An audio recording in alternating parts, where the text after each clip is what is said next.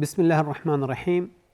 الحمد لله رب العالمین والصلاة والسلام علی رسوله الامین سیدنا و نبینا و مولانا محمد و علی آله و اصحابه و التابعین و من تبعهم باحسان الی یوم الدین. اما بعد، بینندگان عزیز و محترم، عرض ادب و سلام دارم. السلام علیکم و رحمت الله و برکاته.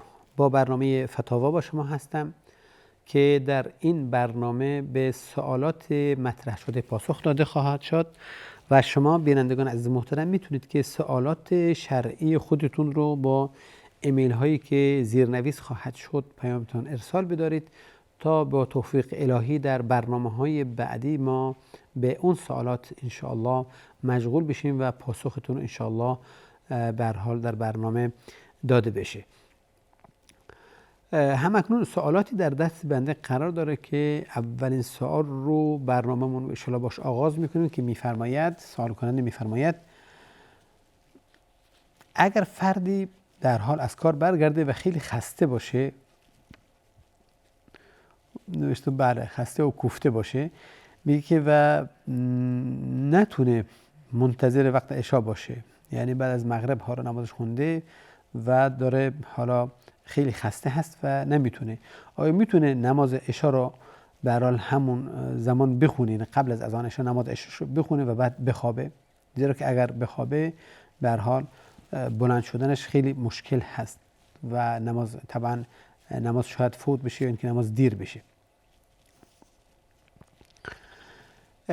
شما میدونید که طبعا خداوند نماز رو با وقت چیه به هر حال مقید کرده و ان الصلاة كانت للمؤمنین کتابا موقوتا. درسته؟ این که نماز برای مؤمنان چیه؟ معین شده هست، وقتش معینه و انسان ذمتاً عهده‌دار نیست نمازی رو بخونه مگر اینکه وقتش برسه، یعنی قبل از حصول وقت، قبل از دخول وقت دیگه نمازی وجود نداره که شما بخواید بخونید. آخه درسته؟ مستقبلا نمیشه خوند و شما مسئولم نیستید. به مجردی که انسان حالا بگه من شاید بلند نشم، شاید بخوابم و انسان سعی میکنه که وسایلی که حالا منبه باشه، انسان رو خبر کنه، انسان رو مطلع کنه، به هر حال یکم در خوابم که باشین بالاخره سرصدا ایجاد کنه تا اینکه متوجه بشین که حالا وقت نمازی است. خب این لازمش هست که انسان این رو فراهم کنه برای خودش تا اینکه بتونه نمازش رو در وقتش بخونه. پس نماز در وقت خوندن واجب هست، اما در غیر از وقت خوندن واجب نیست. استثناءات وجود داره که حالا شاید سوال پیش بیاد که افرادی که مسافر هستند، افرادی که بیمار هستند، افرادی که حالا زمانی در مسجد باران هست، هوا بارانی هست، باران داره میاد.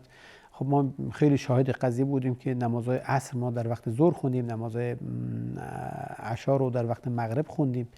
این وجود داره، بله اینا وجود داره. ببین این میگه سبب داشته، سببش فراهم هست، اما مجرد خستگی به عنوان یک سببی که اصل باشه و انسان هر وقت احساس خستگی کنه بخواد نمازش رو بخونه، این به عنوان یک دلیل یا به عنوان یک سببی برای جمع نماز شمارده نشده و علما این رو قید نکردن، زیرا که محدد نیست. آخه درسته؟ حالا خستگی و انسان کوفته بودن به نام سوالاتی که برادرمون فرستادن، خب این فرق میکنه، یعنی یک حد نیست که شما بخواید اندازه‌گیری کنید ببینید خب رسیده به 60% حالا دیگه بله حکم اینه که انسان میتونه. خب باران همه میبینن، باران داره میاد، درسته؟ این حداقل افراد رو در نظر میگیرن که برای شما مانعت داشته باشه، نمازش رو جمع میخونه. و بیماری خب به هر حال بیماری است دیگه، درسته؟ شاید حالا توانها فرق کنه با هم دیگه، اما اینجا شاید نشه مقید کرد یا اینکه وارد نشده به این صورت کسی رو به عنوان خستگی نماز جمع نکرده، پس میگیم که جمعی در اصل وجود نداره. اما شما ملزم نیستید که حتما اول وقت الان نماز بخونید. شما که ببینید اون چیزی در نماز مطلوب هست آرامش هست، انسان آرامش خاطر داشته باشه، حضور ذهن پیدا کنه. تا حضور ذهن پیدا کنه انسان بتونه در آیات تفکر و تدبر کنه، نمازش رو با اخلاص بخونه. اون چیزی که در نماز لازم هست انسان داشته باشه همین است، درسته؟ پس هر چیزی که اینها رو فراهم میکنه لازمه که اون چیزها رو تهیه کنید. الان خستگی و کوفتگی شما برای بعد از کار طبعا ممانعت از این میکنه. خب میتونید بخوابید الان دیگه، ولو اذان عشا نداشته باشه، نگفته باشه.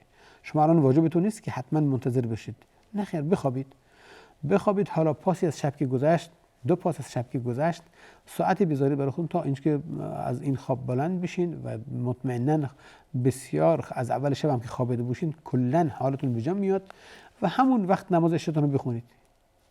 راحت نماز عشاتون بخونید، نماز سنتی رو بخونید و من مطمئن هستم این نماز عشایی که اینجا میخونید از همون نمازی که شما بخواید اول شب الان بخونید خیلی ارزشی بیشتره، زیرا که الان دیگه هم خستگی رفع کردین، به فکر این نیستید که هر چه سریعتر نمازتون تمام کنید، خلاص کنید، بلکه ارکانهاش رو واقعا شما به جا میارید، تسبیحات و اذکارتون رو با حضور دل میگید، تلفظ میکنید. معذرت میخوام. پس این نماز حقا چیه؟ ارزش خودش داره. شما اینجا دیگه در حدیثی که رسول الله میفرماید که به هر حال افرادی هستند که در نمازشون دزدی میکنن، اینها دزدای بسیار ماهری هستند. خب یا رسول الله از نماز کردن چطوری میشه دزدی کرد؟ میفرماید که این ارکانا رو درست به جا نمیارن، درست تسبیحات رو درست نمیارن، منتظر که هر چیز زودتر تمام کنه دیگه، درسته؟ خب اما در اونجا دیگه شما این کار شما مطمئنا شامل این حدیث نخواهید شد انشاءالله، زیرا که شما با حضور ذهنی بیشتری نماز راحت هستین دیگه، درسته؟ و بدنتون اصلا این قابلیت داره که شما بخواید در نمازتون طولانی بخونید و دعا کنید و اذکارتون رو بگید، خیلی راحت هستین. پس شما واجبتون نیست که حتما منتظر باشید تا اینکه اذان عشا بگه، نه، میتونید بخوابید و آخر شب هم که نمازتون بخونید کارتون هیچ گناهی براتون نیست، بلکه نمازتون چیه؟ درسته. حالا شاید شما بگید که ایشون عادت دارن که اگر خوابیدن مشکلی که بلند بشه از خوابش سنگینه و مشکلی که بلند بشه و بخواد در وقت شاید به هر حال بلند نشه، شاید هست و با وجود اینم ایشون سعی میکنه که وسایل رو فراهم بکنه، اما اگر بلند نشد مانعی نداره، گناهی نداره، زیرا که به هر حال دست خودش نیست. یک معذرت میخوام، این حدیثی است که یک از صحابی که واقعا این مشکل داشته و اگر خوابیده بود نمیتونست نماز صبحش رو بلند بشه مگر اینکه حالا تا اینکه خورشید بالا می اومد، به هر حال ازش شکایت شد، یعنی خانم شکایت کرد پیش رسول الله صلی الله علیه و آله. رسول الله صلی الله علیه و آله ازش خواست، فرمودن که ایشون گفتن که یا رسول الله شما میدونید ما به هر حال حالا بگیم که این یک میراثی است اصلا که خانواده ما یا فامیل ما اینطور هستن یا رسول الله. و رسول الله متوجه شد و رسول الله فرمودند که خب مانع بهش اجازه دادن. خب برمیگرده به اینکه انسان دست خودش نباشه، پس گناهی نداره. اما نماز که بخواید تا نمازتون رو از کار برگشتید خسته هستید، پس نمازتون رو زودتر بخونید، قبل از وقتش بخواید بخوابید و این عادت داشته باشید، نه. در یک حدیث در امام ابن حجر رحمه الله در فتح الباری طبعا به یک امر اشاره کرده و اون اینکه در یک حدیثی است از رسول الله صلی الله علیه و آله حدیث صحیح است که رسول الله صلی الله علیه و آله در مدینه منوره نماز جمعی خوندن بدون سبب باران و بیماری و سفر. این نماز جمع خوندن. بعد از ابن عباس که سوال شد آیا دلیلی داشته، رسول الله فرمودن که نه، برای اینکه برای امت آسان بگیره، برای که امت اگر زمانی به هر حال نیاز پیدا کنه و بتونی کارو بکنه. خب بنا به این حدیث این میشه گفت که حالا یک بار پیش بیاد برای این همچون افرادی خب بخواد حالا این کار کنه، اما نه به عنوان عادت. شما خب در ماه 30 روز شما 25 روز دارید کار میکنید، درسته؟ طبیعیه است که این 25 روز شما چی این احساس رو دارید، خستگی و به هر حال خواب آلودگی و از این مسائل ها، پس میخواید نمازتون رو حتما قبل از وقتش بخورید، نه، حالا این میشه عادت، درسته؟ صحیح نیست. حالا یه بارم پیش اومده باشه یا 2 بار پیش اومده باشه، هر چند وقت این یک بار پیش بیاد، شاید بگیم که شما میتونید، چنانچه ابن حجر را میفرماید رأی بعضی از علماست و از بزرگان، که میشه این کار رو کرد برای اون افراد به شرطی که عادت نباشه و به هر حال پیش آمد باشه. برمیگردیم سوال بعدی که میفرمایند که اگر کسی یا ایشون فرمودن سوال کنن فرمودن بچه‌ای که در بیمارستان فوت کنه، بیماری صعب العلاج داشته و واگیر بوده، حالا فوت کرده و بیمارستان اجازه ندادن که این به هر حال ما تحویل بگیریم یا بهش غسل بزنیم و فقط ما تونستیم که نماز بخونیم و ما گفتن که نماز برای هم چون غسل داده نشده پس نماز هم براش خونده نمیشه. آیا این درست هست یا نه؟ لطفاً توضیح بدین یا راهنمایی کنید. ممنون، خواهش میکنم. خیرن، حالا بچه باشه، میدونید که انسان فوت کنه اون چیزی که لازمه واجب هست برای ما که براش انجام بدیم، یعنی حقی داره در گردن ماها بازماندگان، همون غسل دادنش هست و کفن و دفنش کردن و نماز خوندن. اینها بر ما چیه؟ واجبه که براش انجام بدیم، یعنی حقی داره از مال خودش اصلا و برای من و شما بازماندگان هستیم که این اعمال رو براش چیکار کنیم؟ براش انجام بدیم. این واجبه.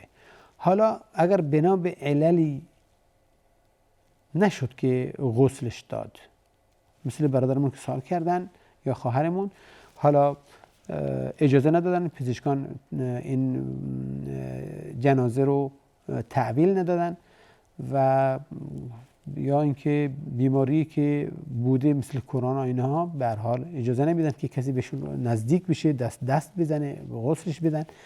حالا میشه نماز خوند یا نه؟ اینها نماز خوندن و غسل زدن قبل از اون طبعا و کفن کردنش بعد از غسلش، عرض شد که اینا واجباتی است که میبایستی انجام بده. حالا غسل با همون تعمیم بدن، یعنی آب دادن، تعمیم دادن بدن هست که انسان میدونه که یعنی همچون که خودمون غسل میکنیم، اگر نشد علتی وجود داشت که نشه غسلش داد، میشه تیممش داد با خاک. حالا این که از تیمم هم گذشته و تیمم نشده که تیممش بدن. عموما اگر که به هر حال میت در دست من و شما باشه و بخوایم که غسلش بدیم اما نشه، امکان نداشته باشه و تیمم بازم براش امکان باشه، اگر بشه از همون دور آب ریخت روش به قصد غسل، این هم درسته اگر بشه. حالا برمیگردیم به سوالی که گفتن این همه چیزها از دست ما خارج بوده، آخه درسته ما نمیتونستیم این کارها رو انجام بدیم. آیا نماز خوندن که ما خوندیم گفتن درست نیست، آیا حق با اونهاست که نماز درست نیست؟ نه خیر، چون چیزی نیست. نماز هم یک واجب هست.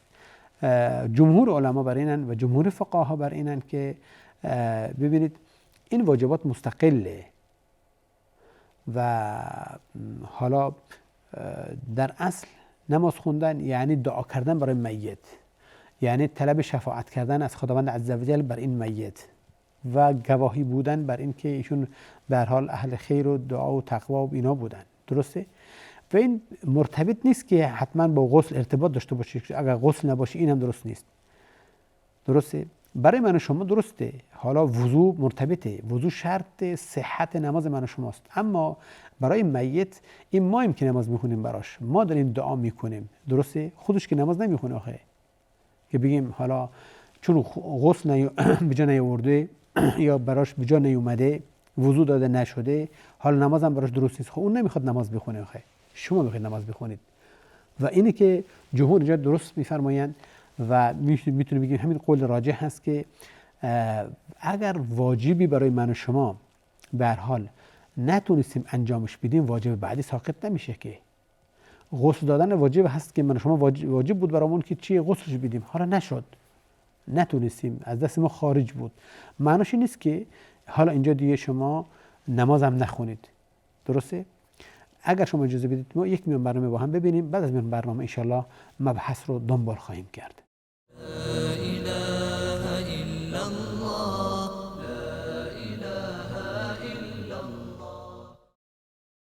با سلام دوباره خدمت شما بینندگان عزیز محترم، برمیگردیم به سوالی که مطرح شده بود و آن نماز خوندن بر کسی که غسل داده نشده. از نظر ما آیا نماز خوندن براش درست هست یا نه؟ عرض شد که این مبحث رو دنبال میکردیم و گفتیم که وظیفه ما اینه که واجبات رو به اندازه استطاعتمون انجام بدیم. فاتقوا الله ما استطعتم، به اندازه‌ای که استطاعت دارید تقوا پیشه کنید.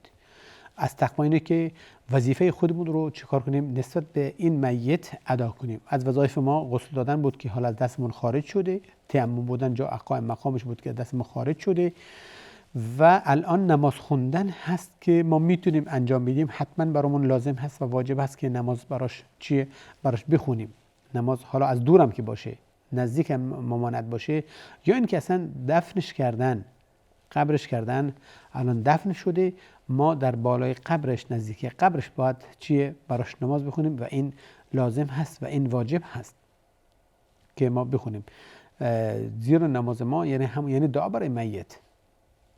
پس به مجردی که یک واجب ساقط شد، اینطور نیست که واجب بعدی هم ساقط بشه. شما وضو میگیرید، اگر دستتون به هر حال زخمی باشه، نتونید آب بهش برسونید، آب بهش بزنید، خب دست بقیه رو میشورید، پاهاتون رو میشورید، مس سر انجام میدید، درسته؟ و پاهاتون رو میشورید و برای اون تیمم میکنید. این واجب. اینطور نیست که حالا به مجردی که نتونستید دستتون بشورید وضو کاملا ساقط شده باشه و همچنین نماز نتونید بخونید. نه خیر، چون چیزی نیست، بلکه لازم هست. بله، این مذهبی است که بعضی از فقها به اون اشاره کردن. بعضی گفتن که ببینید نماز خوندن بعد از نظافت و تنظیف میت هست. وقتی که میت حالا ما تنظیفش نکرده باشیم، دیگه نماز خوندن بر اون خب شاید بگیم چندان خوب نباشه. گفت خدمتتون عرض کردم که رأی جمهور بر این بود که چنین چیزی نیست، بلکه ایشون نیست که نماز میخونن آخه که بگیم حتما نظافت براش واجب بوده. آخه این ماییم که براش نماز میخونیم، ما میبایستی به هر حال نظافت رو رعایت کرده باشیم برای آمادگی نماز خوندن، یعنی وضو داشته باشیم مثلا، درسته؟ اما ایشون این واجباتی نسبت به من و شما که میبایستی انجام بدیم. حالا اون چیزی که نتونستیم از من گذشته مشکلی نیست و بقیه رو میبایستی انجام بدیم. و کار شما که انجام دادید، نماز خوندید، کاملا بجا بوده و کاملا درست هست و این رأی حقیقتا ارجحیت پیدا میکنه که نماز بایستی چه خونده بشه. و الباقی علی الله. سالیست که خواهری از سالشون معلومه که ایشون خواهری بودن، فرمودن آیا پسر شوهر خواهرم برای ما که خواهرزن پدر ایشون هستیم باز محرم می باشن یا نه؟ خب متوجه شدید که شوهر خواهرش حالا ظاهراً فرزندی یا پسری داره که مادرش غیر از خواهر ایشون هستن، درسته؟ حالا طبعا خواهر ایشون که زن اون آقا باشه، خب برای پسر محرم میشه دیگه، مادرشه دیگه، این مادر به حسابش میاد، درسته؟ حالا خواهران این مادر ناتنیش خاله براش میشن، خاله به حساب میان براش یا نه؟ سوالشون اینه. اون پسر نسبت به ایشون محرم به حساب میاد، یعنی میتونه سلام کنه، میتونه دستشون بگیره، اونا میتونن بدون حجاب بشینن جلوش یا نه؟ میگیم نه، طبعا نه، هیچ ربطی وجود نداره. اما خواهر شما که نسبت بهشون محرم هستن، این طبعا همون وصالت پدرش بوده دیگه، که چون پدرش به هر حال با ایشون ازدواج کردن، حالا ایشون در منزله مادرش قرار میگیره. خب زن پدرش هست دیگه، درسته؟ به منزلت مادرش قرار میگیره. اینجاست که اون خواهر شما برای ایشون پسر و اون پسر برای خواهر شما محرم هستن، اما شما دیگه نه، شما به هیچ عنوان خاله به حساب نمیایید. اون پسر میتونه همچنان که پدرش به هر حال میتونه در مستقبل، یعنی بعد از خواهرتون با یکی از شما ازدواج کنه، اون پسر الان میتونه با شما ازدواج کنه. اون چیزی که ممانعت به وجود آورده برای عدم امکانیت و عدم جواز ازدواج شما با پدر اون پسر، وجود خواهرتونه که زنش هست، درسته؟ که شریعت که دستور داده که خواهر با خواهر در سلطه یک مرد نمیتونن باشن، همچنین خاله و عمه بنا به حدیثی از رسول الله صلی الله علیه و سلم، درسته؟ پس شما هم همینچنین. اما اگر که حالا فکر کنید خواهرتون به علتی به هر حال حالا ازش انفصال پیدا کرد، خدای نخواسته، خب ایشون میتونه با یکی از شما ازدواج کنه، طبیعی است دیگه، همه هم میدونن، درسته؟ اما اون پسر الان هم میتونه با یکی از شما ازدواج کنه، پس اون برای شما محرم نیست و محرم به وجود نمیاد و طبعا حرام است خلوت کردن و با بدون حجاب نشستن باش و سلام کردن، طبعا این درست نیست و صحیح نیست شرعاً و میبایستید طبعا برحذر باشین. به هر حال اون پدرش هم که الان محرم هست، محرم مصاهرت هست، درسته؟ مصاهرت هست یعنی با ازدواج محرم شده فقط. اما خواهر شما نسبت به اون پسر ابدی است محرمیتش مثلش پدرش برای شما نیست. پدرش برای شما موقت بود، درسته؟ گفت خدمت عرض شد که با اتمام یافتن این وصلت خواهرتون با اون شوهر، با اتمام یافتنش شما هم میشید نامحرم، درسته؟ اما اون پسر با این دختر با خواهر شما که زن پدرش بوده، اگر هم انفصال پیش بیاد، اگر اون فوت کنه، مرد فوت کنه، این خواهر شما مادر اون به حساب میاد و تا همیشه مادرش به حساب میاد و محرمش هست. جز صله رحم نیست داخل که بگیم که حالا جز ارحام باشه، جز ارحام نیست، اما با مصاهرت که به وجود آمده ایشون محرم ابدی هستن براشون. برمیگردیم سوال بعدی ما که ایشون میفرمایند، سوال کننده میفرمایند که شنیدیم در حدیث اومده کسی که نماز صبح با جماعت بخونه و سپس در جای خود بنشینه و مشغول ذکر باشه، بله، تا در حدیث بله تا طلوع آفتاب و سپس 2 رکعت نماز بخونه، میگه ثواب عمره کامل یا ثواب حج کامل برده. آیا سوال اینجاست که میگه که آیا کسی که در منزل نماز بخونه هم این حکم خودش میگیره اگر بشینه تا طلوع خورشید یا نه؟ طبعا این حدیث وارد شده در سنن و به هر حال طرقای مختلفی هم داره که بنا به اختلاف طرقش و که متعدد هست، اینا علمای حدیث اون رو صحیح دونستن و یا حسن دونستن. به هر حال خب در فضیلت اعمال هست و عموما عملا رسول الله صلی الله علیه و این کار رو میکردن و بزرگان صحابه این کار رو داشتن انجام میدادن.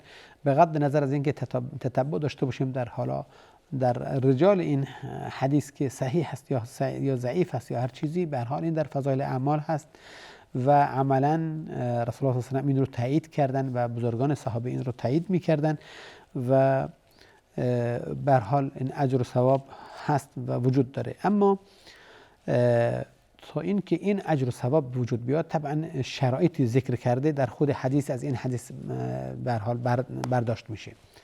اول این که نماز در جماعت خونده بشه، من صلی فی جماعت. اما خوشبختانه نگفته که فی مسجد، جماعت گفته که پس بنابراین برداشت علما بوده که هر جا انسان جماعت نماز بخونه، پس اولین شرطش با جماعت بودنه.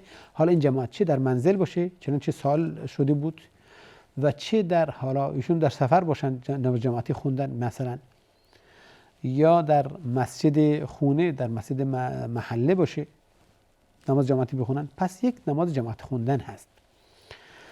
2 نشستن در مصلا، یعنی در همون نماز که خونده در همون جای خودش بنشینه و مشغول ذکر باشه.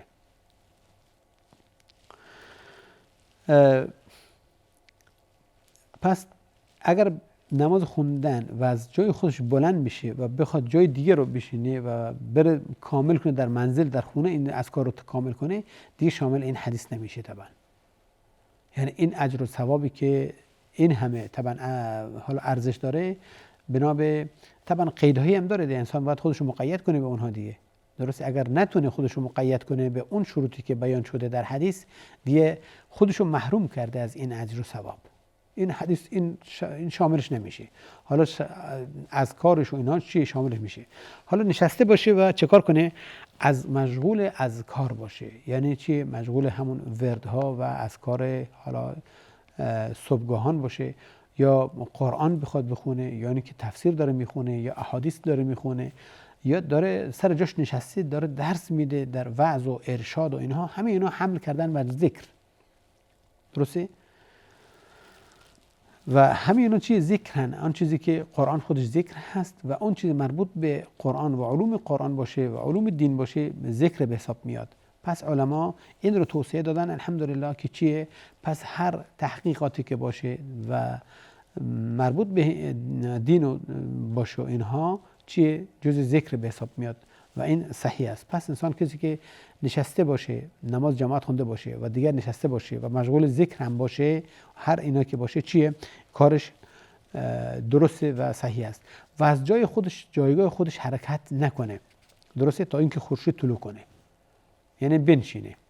اگر حرکت کنه جای دیگه بره گفتیم که چیه؟ شاملش نیست. تا اینکه آفتاب طلوع کنه و آفتاب بالا بیاد، حالا 2 رکعت نماز بخونه. همون نماز اشراق هست که اول وقت ضحاست و همون 2 رکعت از 2 رکعت سنت ضحا به حساب میاد. باز که انسان اگر این نماز رو بخونه بعد بخواد بیاد بیرون، حالا دیگه اجر اون ثوابی که رسول الله صلی الله علیه و در این حدیث تعیین کرده ان شاء الله براش چیه؟ نوشته شده و صحیح هست. و امیدوارم که به هر حال اگر کسی این توفیق پیدا کنه و بنشینه، امیدوارم که این اجر و ثواب براش چیه؟ نوشته بشه.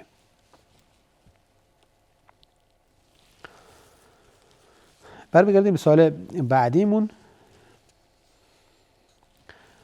سوالی است که بیننده ایثار رو به این صورت کردن که حکم فروختن پوست حیوانی که قربانیش شده باشه آیا این درست هست یا نه؟ لطفاً توضیح بدین. بله.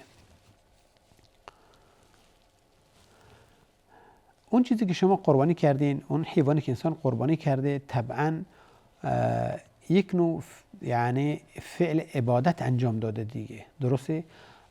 قربانی کردن خود فعلش مطلوب هست، تا اونجایی که رسول الله در یک حدیث می‌فرماید که در این ایام 10 روز هیچ عملی از بنی آدم سر نمیزنه که از قربانی بهتر باشه. یعنی قربانی بهترین عبادات هست در همون ایام قربانی، ایام اضحیه. اینجاست که من اراقت دم طبعا، یعنی خون بریزه قربانی کنه. پس این خود قربانی چیه؟ مطلوبه. و قربانی هم چگونه به حساب میاد؟ زمانی که شما یک حیوان کامل رو چگونه سر ببرید و بخواید چیکار کنید؟ این رو تقدیم کنید و به این تقرب الی الله بجویید. یعنی خود حیوان میشه یک وسیله تقرب.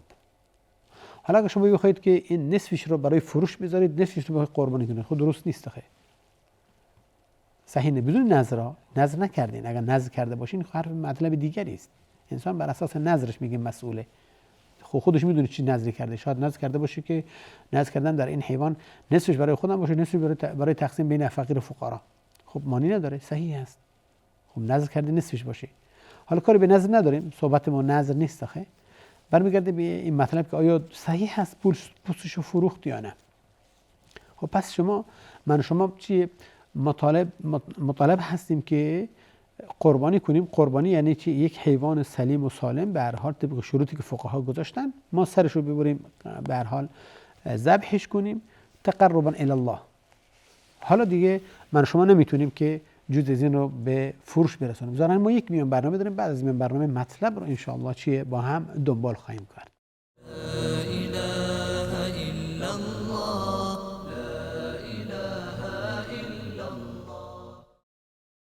با سلام مجدد خدمت شما بینندگان عزیز محترم، برمیگردیم به سوالی که مطرح شده بود. آیا در قربان ما میتونیم پوستش که حالا میگیم شاید کاربردی نداشته باشه، الان در محلی که من و شما داریم زندگی میکنیم به عنوان مثال، خب در محلهای خودش بله، اما برای فقیر و فقرا هیچ کاربردی نداره دیگه، به هر حال شاید دور انداخته بشه اصلا.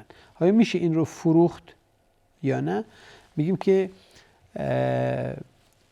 پس در اینجا میگیم که نه، نمیشه فروخت تا برای این که ما به هر حال عبادت رو میبایستی چیه به نحو احسن و کامل انجام میدیم و اصل اینه که این حیوان رو به هر حال قربتا الی الله تقدیم کنیم و نمیشه درش تصرف کرد، یعنی تصرف شخصی کرد. به خاطر همین در حدیثی است که رسول الله صلی الله علیه و سلم به حضرت علی توصیه میکنه که به هر حال از هیچ چیزی به عنوان کرایه به جزار یعنی اون قصاب نده. درسته؟ به عنوان کرایه بهش نده. خب چرا کرایه نده؟ زیرا که کرایه کاری که ببینید عبادت انجام دادن که این کار شما بوده که انجام بدید. حالا در این عباداتی که پذیرفته میشه که کسی به شما کمک کنه درسته؟ شاید خودتون نتونید، حالا وکیل بگیرین، شخصی کرایه کنین مثلا، خب مانعی نداره، اما شما نمیتونید که این کرایه که حالا شما به هر حال باید بپردازین از جنس اون باشه که چیه، شما نیت تقرب داشتین بهش، نیت عبادت داشتین، از اون نمیشه گرفت، میبایستی از خودتون بپردازین. شما نیت کردین که قربانی کنین، قربانی مطلوب اینه که یک حیوان سلیم و سالم چیه تقدیم کنید. حالا سربریدنش با شماست، پوست کندنش با شماست، درسته؟ اگر شما نتونید بخواید کسی رو کرایه کنید که این کار برات انجام بده، درسته، شرعاً مانعی وجود نداره درش. حالا کرایه این کی بخواد بده؟ خدا باید بده از همون چیزی که شما تقدیم کردید، یعنی که شما میبایست از جیبتون بدید. بله، خود شما باید از جیبتون باید بدین دیگه. پس اگر شما قرار باشه که اون چیزی که الان مخصوص عبادته و برای فقها، برای فقرا و دیگران که حالا حقشون معلوم هست از اون حیوان، از اون بخواید پوستش به عنوان کرایه بدین، دیگه شما از حق اون کم کردین. درسته؟ ان شاءالله که فلسفه‌اش مشخص شد براتون. پس اینجاست که میگه جایز نیست به عنوان این که شما به عنوان کرایه بدین به ایشون. نه. شاید یک سال بیاد آن این که در همین اول میان برنامه عرض شد، این پوست شاید به درد فقیر و فقرا نخوره، خب بیرون انداخته بشه، یعنی اسراف بشه، در صورتی که اگر به فروش برسه افرادهایی که به هر حال در این امر متخصص هستن میتونن از این پوست استفاده ببرن، اون رو به هر حال دباغش کنن و به وسایل تبدیل کنن، از کفش و وسایل دیگه، کمربند و خب میشه استفاده کرد ازش. خب این که حرام هست ما بخوایم بیرون بندازیم، به کسی ندیم، نفروشیم و بخوایم این کار کنیم. حالا چه کار میشه کرد؟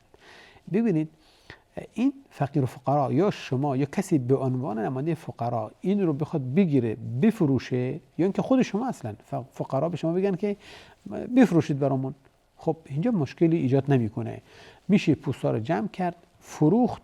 حتی شما که حالا این کار رو کردین، شما که صاحب اون عبادت هستین، شما میتونید پوستا رو جمع کنید، بفروشید، پولهاشون رو چیه به فقیر فقرا برگردونید و به آنها توزیع کنید. این جایز هست و این صحیح است. همچنان که زمانی که شما یک حالا گوشت تقسیم کردین و سهم فقرا گذاشتین، یک از فقرا به شما تماس گرفت، گفت که به هر حال اگر گوشت به صمیم اونجا هست، شما میتونید این رو کسی بخواد بخره، میتونید بفروشید بهش، پولشو نگه دارید تا خودم بیام ازتون بگیرم. خب شما میفروشید، مانعی نداره. این صحیح است. اینطور نیست که حتما اون چیزی که شما برای اون فقیر گذاشتین حتما میباید اون فقیر بخوره. خیر، میتونید تصرف کنید چون مال خودش هست دیگه.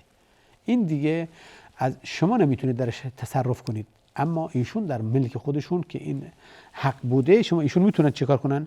تصمیم گیری کنن، میتونن بفروشن، میتونن هدیه کنن، میتونن به هر حال خودشون بخورن. هر کاری که به هر حال براشون صلاح باشه درش میتونن این کار رو انجام بدن. پس حتما لازم نیست که حتما خورده بشه. همانند همین سوال یه سوال دیگری است که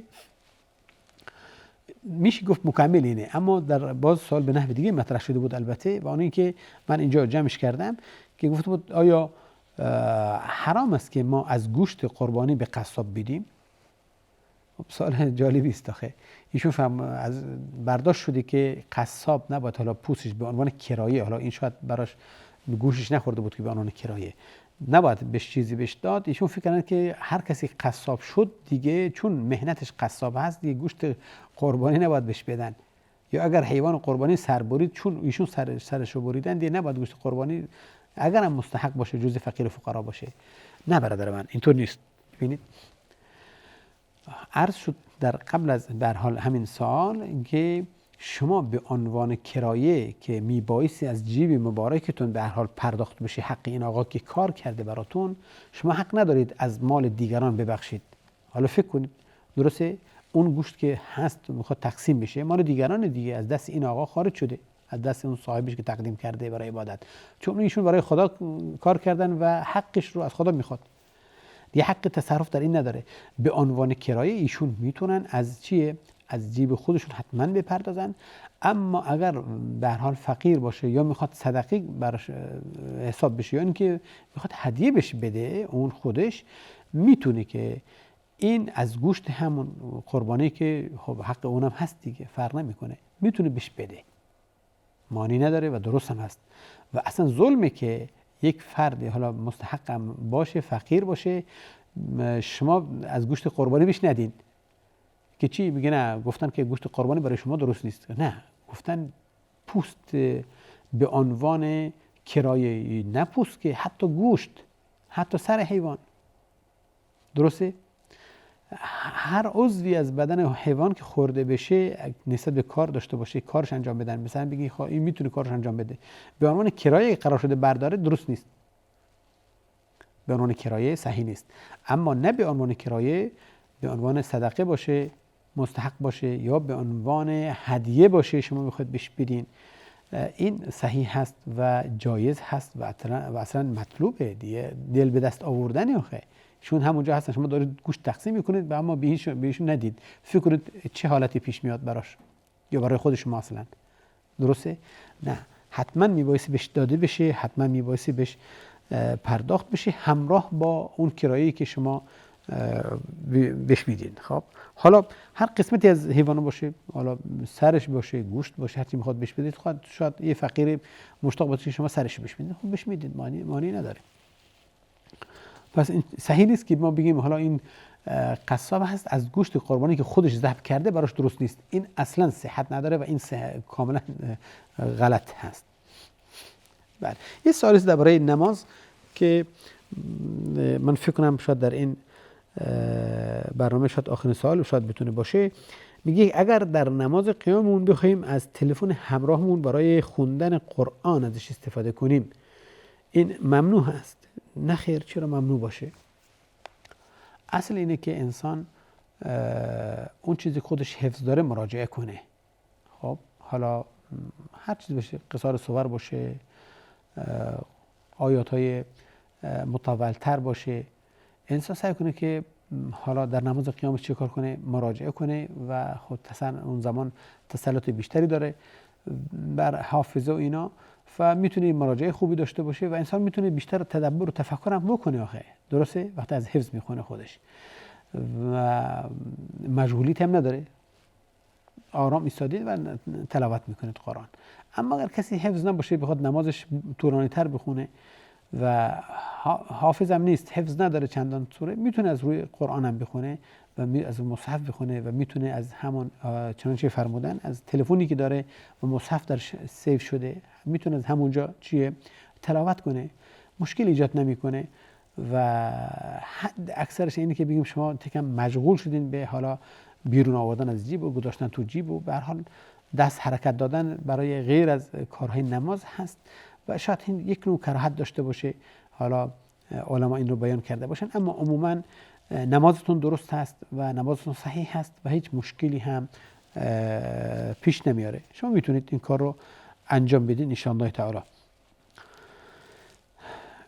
یک سال دیگر است که برادر میفرماید که در نزدیکی دهمون یه صندوقی که پر از مرغ بود، مرغ زنده ظاهرا، میگه پیدا کردم و نمیدونم، زیرا که به هر حال در راه شهر، در خیابون حالا خارج از شهر بود، نمیدونم مال کی هست، حالا من این چه کارش کنم؟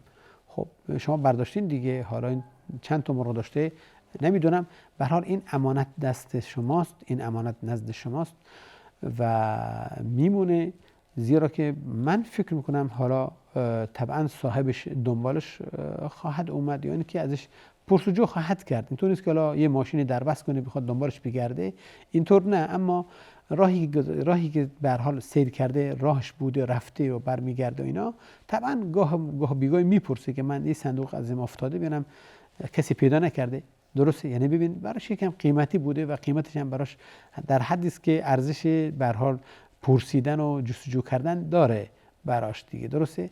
اگر حالا مبلغی است که فکر میکنه اصلا دنبالش هم نیست، این دیگه خب حکم دیگری داره، مانعی نداره که انسان به قصد تملک هم برداره، به قصد ملکیت برداره. اما خب میدونید تعدادش شاید زیاد باشه. میگیم که اصل بر اینه که حالا این امانت مردم هست، مال مردم هست و شما طبعا ازش نگهداری میکنید تا اینکه ان شاء الله صاحبش پیدا کنید. حالا سوپرمارکت هایی که تو همون مسیر هست، به هر حال حالا رفت و برگشت هایی که اونجا میشه، شما میتونید که این ابلاغ رو برسونید و که شما چیزی رو پیدا کردین که اینکه صاحبش بیاد اون رو بهش بدین. این که اگرم فکر کردید مخارج داره و نمیتونید ازش نگهداری کنید، میتونید به همون حالت بفروشین و قیمتش رو محفوظ نگه بدارین و تا صاحبش که پیدا بشه بهش بدین. به هر حال این ببینید مال مردم هست، مال دیگران هست. شما حقی در این مال ندارید بجز اینکه مال برادر دینیت رو داری براش ازش محافظت میکنی تا اینکه تباه نشه، تا اینکه برای برادر دینیت ضرر پیش نیاد. ببینید احکام دین رو، ببینید دین شریعت اسلام چطوری احترام گذاشته به اموال مردم و من و شما رو تشویق کرده به امانت داری و چه وظایف رو گذاشته. این مسائل و این حق و حقوق ببینید از 1400 سال قبل رسول الله صلی الله علیه و سلم این رو چی بیان کردن. این فکر بشری امروز نبوده که بگه حالا برای دیگران احترام قائل شده باشه یا برای مال دیگران احترام قائل شده باشه. نه خیر، این اصل دین هست و این جزء دین هست و این جزء اعتقادات ماست و که مال دیگران محترم شمرده بشه، مال دیگران من و شما میبایستی ازش حفاظت کنیم. و ببینید میگم که چنانچه برادرمون برداشتن، بلکه یک وظیفه شرعی بوده که انسان برداره تا اینکه مال برادر دینیش تباه نشه، از بین نره، تلف نشه. چه بسا که اگر شما تحویل نگرفته بودین، حالا حیواناتی به هر حال این رو از بین میبردن یا به هر حال تلف میشدن یا میمردن، فاین اموال چیکار میشد؟ هلاک میشد، از بین میرفت. درسته؟ اما شما با این خدمتی که کردین و با این امانتداری که دارین شما حق برادر دینیتون رو حفظ کردین نزد خودتون. حالا اگر فکر کنید که مخارج داره شما نمیتونید، خب میتونید به هر حال این رو به قیمت روز بفروشین، همون پولش رو محفوظ نگه بدارین تا اینکه برادر دینیتون پیدا بشه و حقش رو بهش بسپارین. و این تصور رو لطفاً از خودمون دور کنیم که شما میتونید به جای ایشون تصمیم بگیرید که این رو در مؤسسات خیریه به کار بگیرید، صرف کنید، در مسجد و در آب انبار و در چیزهای دیگه. حالا اگه صاحبش پیدا شد بگی که من در این امر خرج کردیم. نه خیر، معذرت میخوام، خیر، به هیچ عنوان شما حق تصرف در مال دیگران ندارید، بلکه به عنوان امانت میبایست ازش محافظت کنید، بهش بسپارین. اگر این کار کرده باشین و ایشون راضی نشدن، حتما میبایست مالشو بهش بدین، خیرات اونجا برمیگرده به خودتون، برمیگرده به خودتون. اما اگر ایشون راضی شدن دیگه خب مانعی نداره، خب دیگه ایشون حق در حال اجازه دادن که این مال در عمل خیر قرار بگیره. هر چیزی باشه، صحبت این مر نیست، عموما هر مالی که میخواد باشه، قیمتی باشه یا قیمتش کمتر یا بیشتر باشه، هر چی بخواد باشه، اصل اینه، اصول اینه. ظاهرا ما وقتمون به پایان رسیده و شما را به خداوند بزرگ میسپارم. سبحانك اللهم و بحمدک، اشهد ان لا اله الا انت، استغفرك و اتوب الیک. و السلام علیکم و رحمت الله و برکاته.